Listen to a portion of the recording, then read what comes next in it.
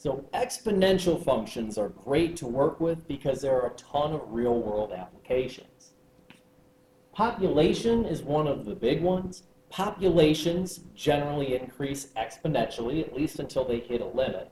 So one of my favorite websites is this Worldometer right here. This is the current world population. And as you can see, for the most part, it's growing. Yeah, it'll tick down 1 or 2 every now and then. Let's be real, humans don't live forever. But for the most part, that population is trending up at about 1% each year. So 1% growth, that's exponential.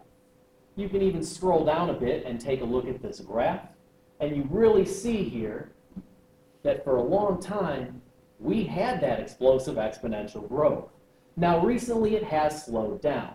You can see at the tail end here, within the last couple of decades, the population is still growing, but not quite as fast. So in the real world, there are limits to exponential growth. But most of world history can be modeled on that exponential curve. Let's go ahead, clear all that in, turn it off, and swing on back. Diseases can also grow exponentially. If you think about a cheesy zombie film, well, one zombie bites 2 people, and those 2 people bite 2 people, and those 2 people bite 2 people, and so on. So you wind up with exponential growth that way as well. You wind up with kind of that family tree looking thing.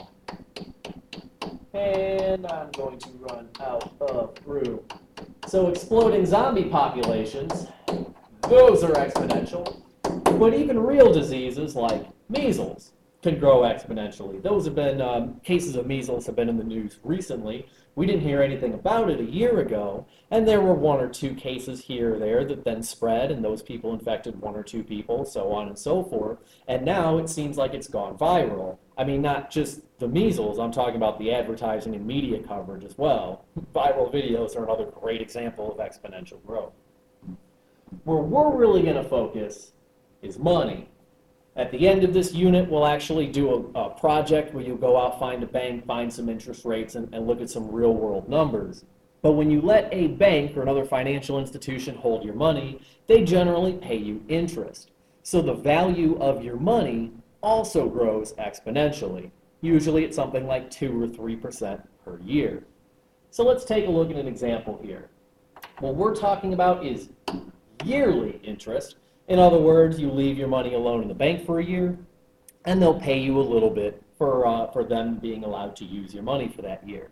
So yearly interest is common. You can also get paid interest quarterly or monthly. We're going to save that for the project. Right now, we're just looking at yearly interest. So we get this formula. A is going to be the value in our account. So that's the amount that the account is worth. P stands for principal,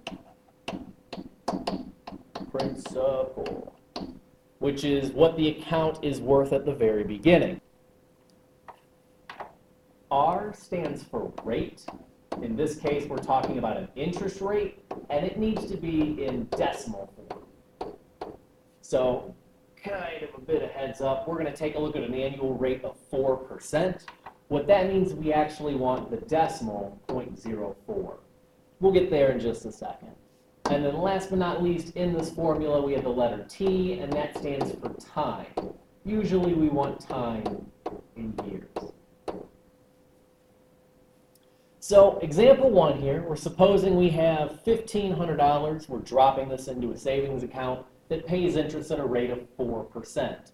Keep in mind, we want that to be in decimal form, 0.04. If no money is added or withdrawn for the account, how much will it be worth after 5 years?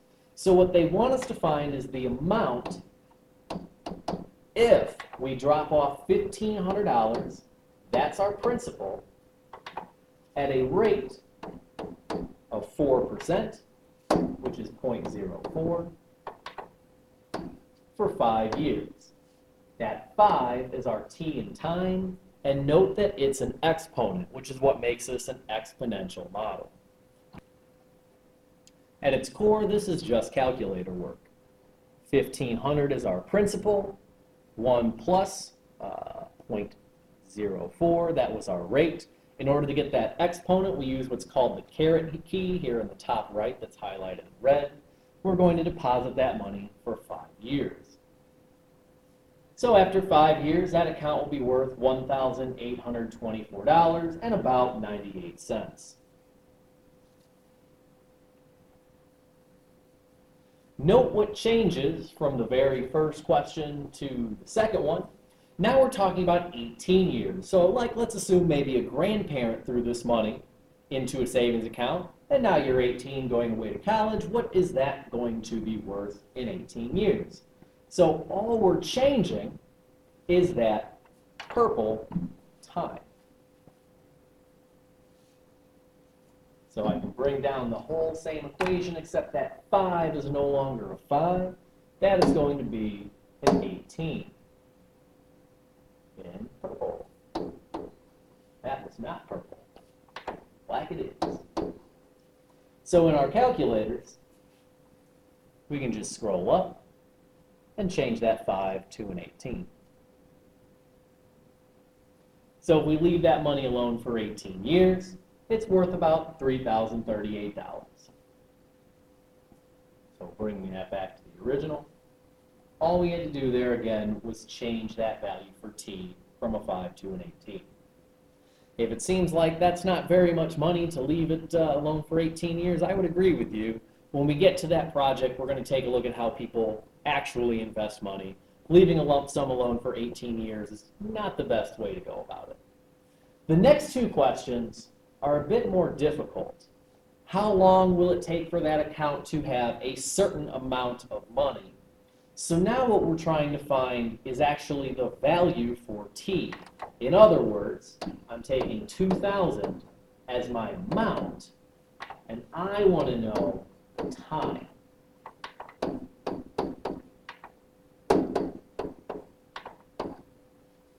Will it let me do purple this time? It will. So I'm trying to actually find this value for t. This is a much more difficult question to answer and is actually going to drive what are called logarithms in the next section.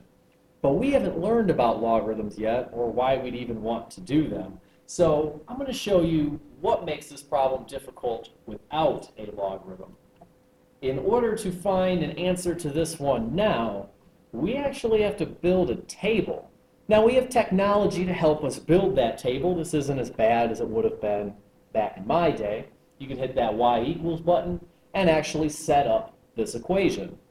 1,500, 1 plus 0.04, remember that's our rate. Now your calculator can't deal with t or r for variables. We have to use the variable x. But other than that, building the table in the calculator isn't too bad. We just give it all the information it needs, hit enter, and then go second table, which is up there in the right-hand corner, and try to find where that account is going to be worth $2,000. So as we're scrolling down, after 1 year, we only made 60 bucks. After 2 years, we're up to 1622. Scrolling down, scrolling down, scrolling down. After 7 years, we're almost there, but it isn't until 8 years that the account is worth more than $2,000. Note I said more than. So we still don't know exactly when the account is worth $2,000, but we can at least get close with this table. So about 8 years.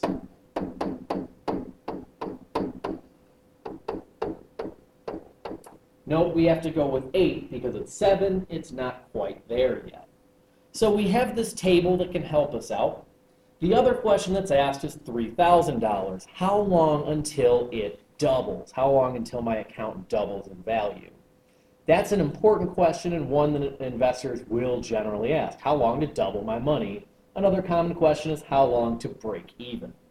Note that we have to scroll down that table for quite a while, but it turns out that that 18, when poor little Bobby is graduating and finally ready to go to college, it took 18 years to double that money. So that same value we were playing with earlier is coming back, that 3,038.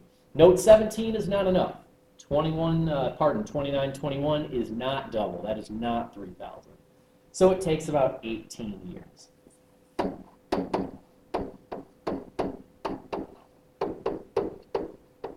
So with the technology to help us, it's not too bad. We can let the calculator build that table.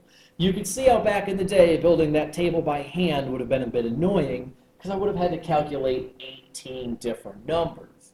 Once the calculator's in play, it's not terrible, but we are going to introduce something called a logarithm in the next chapter that allows us to use algebra to get a more accurate number, and it lets us avoid all the table work. But that'll be in the next section. We do want to take a look at one more application before heading there.